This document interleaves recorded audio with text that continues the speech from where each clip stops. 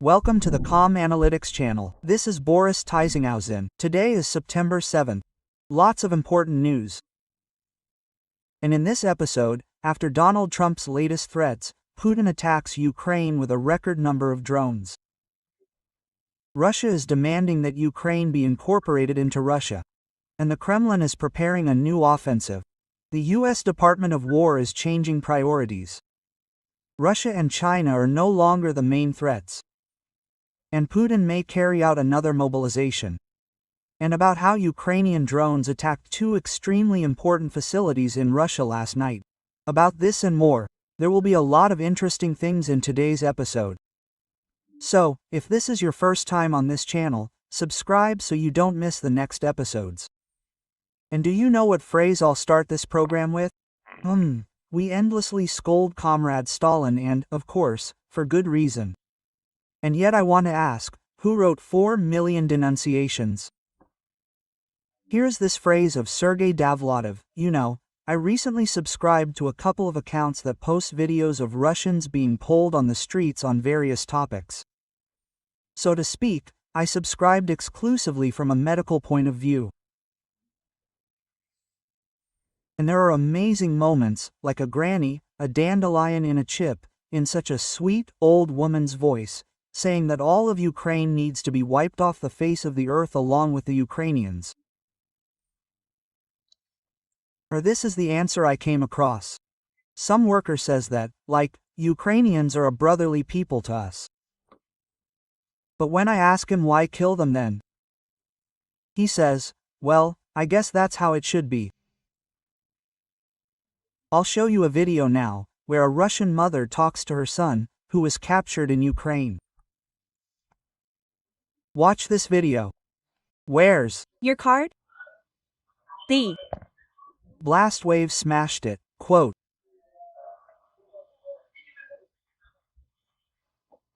I see. There was money there, right? You can't do anything about it now. No, they're in the bank account. For the viewers of the English language channel, I will explain the main thing that interests this mother who is talking to her son. Does he still have the bank card to which the money for the murder of Ukrainians is transferred? And when she found out that the blast wave destroyed this card, she was very upset. I recently showed you a video of another Russian mother literally crying her eyes out, begging her son to go fight in order to improve her and his grandmother's financial situation. Oh, how wrong I was when I thought that thousands of coffins would go to Russia and Russian mothers would start rebelling, and then Putin would not succeed. They are happy. This war has made them happy. Putin is offering millions for the bodies of their dead sons. Imagine, the war has become an opportunity for them to greatly improve their financial situation, to buy an apartment. Putin gave them such a holiday. Therefore, everything that interests this Russian mother, and the bank card has been preserved. Of course, there are other Russians. There are those who are in prison for their anti-war position, those who help the armed forces of Ukraine, those who fight for Ukraine, the RDK, the Legion and others. But millions of these, there is no way to get rid of them. This is a collective paradise Putin, as there was once that same collective paradise Stalin with 4 million denunciations that someone wrote, you understand? Well, and one more quote. Every woman should give birth to at least 3 children in order to cope with the worst demographic crisis in Russia in 200 years and to reproduce only Russians, said Konstantin Abramov, chairman of the Public Council under the Russian Ministry of Labor. Well, every Russian woman should give birth to 3 children. That is, so that Putin has enough for another war. And why did this most serious crisis in 200 years happen? What do you think? Maybe because Putin has already killed more than 1 million Russians in this war? There you go. Okay. Putin, by the way, decided to send a big hello to Donald Trump again. More precisely, once again, well, I'll probably say it straight out, spit in his face. Just yesterday, Donald Trump said that if the war doesn't stop, there will be serious consequences, there will be hell. He said so. Right after that, tonight, Putin attacked Ukraine with a record number of attack drones. 810 drones were launched at Ukraine, and there were cruise missiles, there were ballistics and so on.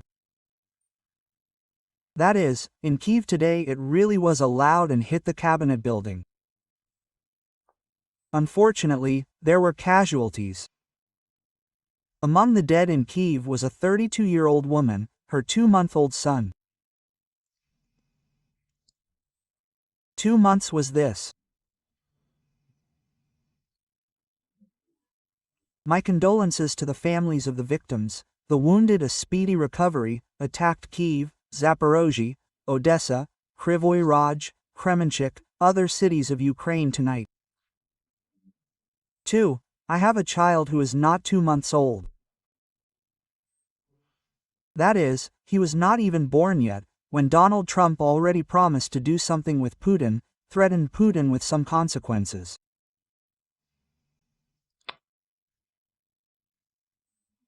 And the Russians also used their favorite sadistic tactics today after the drone attack, when they gave the all clear after, literally after how long? Half an hour later they launched missiles. That is, they do this, do you know why? When rescuers begin to eliminate the consequences, well, if somewhere there is a fire or something else, after some time they launch missiles to hit the rescuers. With the second strike they are trying to destroy those who are getting people out of the rubble. That is, I am simply telling you with who Donald Trump wants to see in Miami, there at the G20 summit. Yes, in general, now Donald Trump will come out, of course, and say that he is unhappy with Putin, and in 2 to 3 weeks he will understand whether Putin wants to end the war or not. What a shame. But the Pentagon was renamed the Ministry of War, so that everyone would be afraid, so that they would not laugh. Well, I remind you, every time, probably, in every issue I will remind you, according to Donald Trump himself, 1,000 people are dying in this war per day. Trump gave Putin a 50-day ultimatum on July 14th, then shortened it to 10 days, but you remember, nothing has happened. That is, since that very time he gave 55 days have passed since the ultimatum. If we use Donald Trump's math, then 55,000 people have died during this time.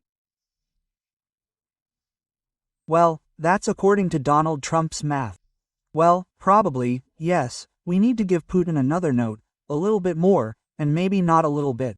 And then Putin started his old tirade about referendums. He started saying that, supposedly, territorial issues in Ukraine should be decided in referendums, but for this martial law should be lifted, and so on, and so on, and so on. I think, why is he so concerned about our referendums? He just knows the structure of our state better than his own. That is, if in the opinion of Russia, Putin, these illegal entities, like in Donbass, which they created, and Crimea have the right to self-determination, then, probably, some other subjects in the Russian Federation also have the right to self-determination. But this rule applies to everyone, right? Chechnya, Dagestan, Bashkortostan, Tatarstan, Yakutia, Tuva, Ingushetia, Kaliningrad, Siberia, Karelia. Not Kaliningrad, but it is correct to say Königsberg. In general, why? And why didn't they let Chechnya go when it wanted to self-determination?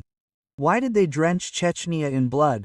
Or is it only with Ukraine that Putin should work like this? Only here can self-determination be achieved, but there it is not allowed. Well, in general, the logic, well, for Russians, of course, will do. But with Chechnya, by the way, for now the illiterate cater of rules there, who is generously showered with subsidized money from Russian taxpayers. Putin can rest easy, He has built a police state there, golden chairs, punching bags, Louis Vuitton. His son, it means, has it even worse than Brezhnev. The number of orders, medals, he has already received 17 or 18 awards. What a gifted young man. And look, his father is an academician, and he's been receiving awards one after another. So, do you know what Kadyrov said today? That in order to achieve peace, Ukraine must become part of Russia. Well, he's already decided just like that, you know, not some kind of referendum, but simply that Ukraine must become part of Russia. An amazing character. By the way, he wrote there that the goals and objectives of this so-called military operation were not plucked out of thin air. Only when Ukraine becomes a region or district of Russia. Listen, I looked at his Telegram channel Kadyrov, so half of the posts there are his. My dear brother, my dear brother, my brother, dear brother, he's constantly congratulating someone there. And this someone there holds some kind of ministerial or deputy ministerial positions. Half of them have the surname Kadyrov. Everything is clear there. But he, had one post recently. He was outraged that his relatives were included in the sanctions lists. I quote, "For us, these sanctions are nothing mean. They cannot deprive us of faith, commitment to the ideals of goodness and justice. We have lived and will live as our fathers taught us. We will always help those who need support. Well, to help my son buy a watch for $7 million. Yes, this is good help. Or maybe, listen, maybe his son may have problems with his back. He, therefore, decided to hang medals on him here, so that, there would be such a burden. But, in general, all these sanctions are just pieces of paper that will turn to dust and will only be in effect in the West, where we have not had and will not have any assets." Oh, you are being disingenuous, Kadyrov. Well, in the West, if you look, you will find assets. Kadyrov's entourage, his large family will have assets. Even Russia before the war, you remember, kept half of its assets in European depositories. That is, they will look and find, but if they are not found there, then these assets will definitely be found in the East. That is why he does it this way and, you know, when something does not seem to bother him, he talks about it 100 times, like in this joke. Yes, I ran after you for 3 blocks to tell you how indifferent you are to me. So, I remember well how Kadyrov lost his temper and offered to give up prisoners in exchange for lifting sanctions. Apparently, he got into trouble for that. And what did he decide? To open some kind of slave market or something? I give these up for sanctions. Then he said that he was joking when he spoke about it, but you and I know that he was not joking. So, at the request of China State Television, Reuters removed that very conversation between Putin and Chinese President Xi Jinping about ways to prolong life and organ transplants. And the recording was licensed, that is, everything is in order, but the broadcaster revoked permission to use it. Well, what can you do? I think no one was surprised that the only thing that worries Putin is how to live longer. He was telling Xi Jinping there that organs can be transplanted endlessly. Will it be soon or already possible? Xi Jinping tells him that in this century we will live for 150 years. Well, in general, the maniac is only concerned with living longer. Preferably a very long time. I don't know what organs he is going to transplant and from whom.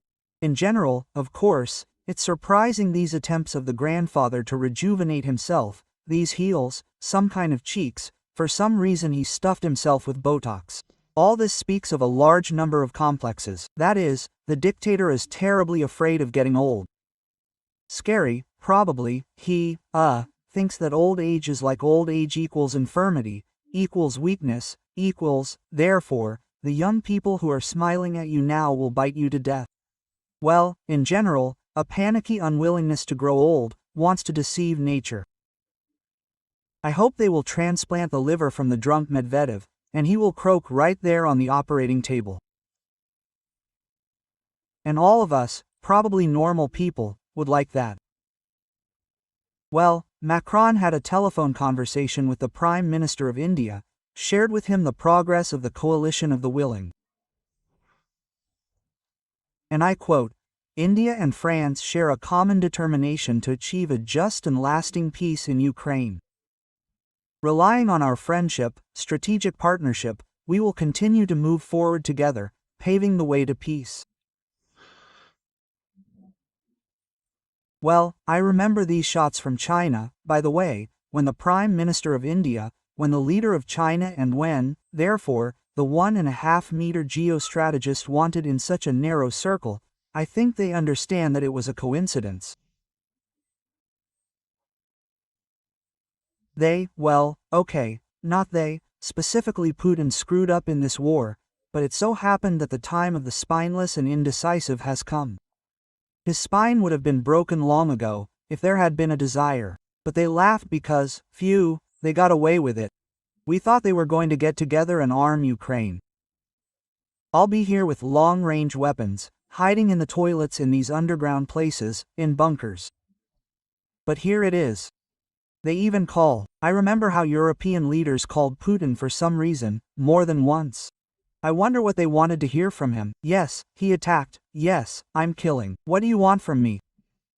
Putin perceives any threats, persuasion, attempts to establish contact as weakness.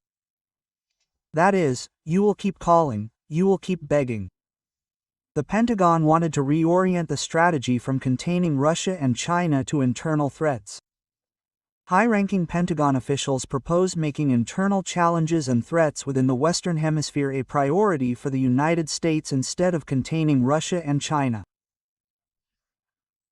Politico writes about this, and this is stated in the draft of the new National Defense Strategy, which was presented to the head of the department Pete Hegseth last week. That is, sources note that if this document is adopted, it will be a serious departure from the policies of previous administrations, both Democratic and Republican. During his first presidential term, Donald Trump called China the main rival of the United States. And, well, Biden also pointed out that it is necessary to counter this coordinated nuclear challenge from Russia, China, and North Korea. In general, here it is somehow strange that this will go against the hawkish with the hawkish statements of Donald Trump regarding the aforementioned countries. Well, look how China, Russia, what a threat, what are you? North Korea, well, I beg you, Xi Jinping clearly demonstrated everything to you at the military parade. Nobody says that internal threats are not serious, of course, but who says that you have to choose either or? Well, that is, looking at all this, at the fact that Putin has unleashed a war in Europe, a huge war, a terrible war, China is rearming at a record pace, showing you its latest developments. Putin is concluding a strategic agreement with North Korea. North Korean troops are gaining combat experience. Moreover, all three of these countries are nuclear. Well, Iran will soon create a nuclear bomb. And here too, what kind of threat is this? What are you saying? A monster has grown up under your nose with the most modern weapons, I'm talking about China, and a population of 155 billion. What kind of threat is this? Well, while the focus is shifting from Russia to China, Putin has also decided to carry out a record rearmament in his army.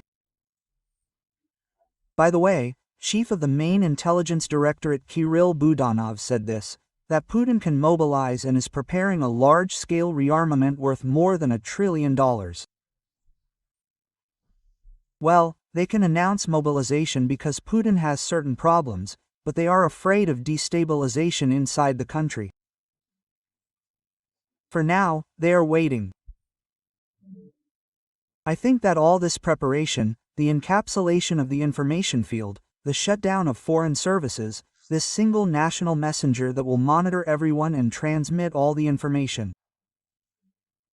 That is, all this preparation for that, plus authorized sites that can work when the mobile internet is disconnected. That is, when all this is ready, then we can write about mobilization, only authorized sites work. Messenger will not miss anything about the coordination of some protest actions. That is the national one. Well, and probably some kind of remote blocking of devices. That's all, and goodbye. Therefore, no one will even peep. Well, plus Kirill Budanov says that Russia is preparing a large-scale rearmament program. This is essentially, I quote him, the rearmament of the Russian Federation in the period up to 2037 at a shock pace up to 2030. This is the largest program since the 80s, not even the last years of the Soviet Union. Now it is calculated at a sum of about, well, more than $1 trillion. That is, this is not the budget of the Ministry of Defense, this is strictly a program for modernization. I think China, if necessary, will help there. Really, what kind of threat can these countries pose? Well, yes. By the way, friends, today is Military Intelligence Day. I congratulate everyone involved on this holiday. I have good, just excellent acquaintances. Well, acquaintances and strangers. I congratulate you on Military Intelligence Day. Well, by the way, at night in Russia, in addition to the Druzhba oil pipeline, it was attacked again. Another oil refinery in the Krasnodar territory was attacked. Well, and the linear production dispatch station was hit. And this is about the Druzhba oil pipeline. They hit it. So, here you go, sign for it. Well, look, if Ukraine had something more serious, not just drones, then all Russian refineries would have simply stopped right now. There is simply a colossal fuel shortage. Without fuel, there is no war. You understand, without kerosene, planes do not fly. Yes, there are reserves, but they could also be dealt with by now using drones.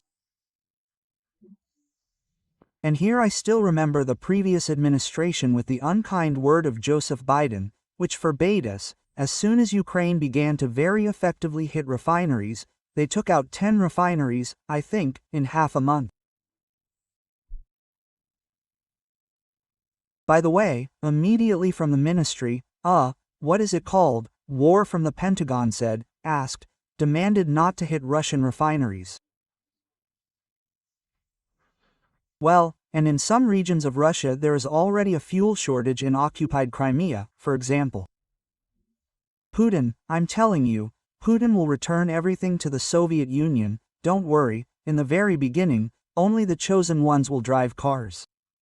Everything will be on cards. You don't need mobile phones, you don't need the internet, rotary phones, bring back the Gulag, informers, interrogations, firing squads. Everything will be as ordered.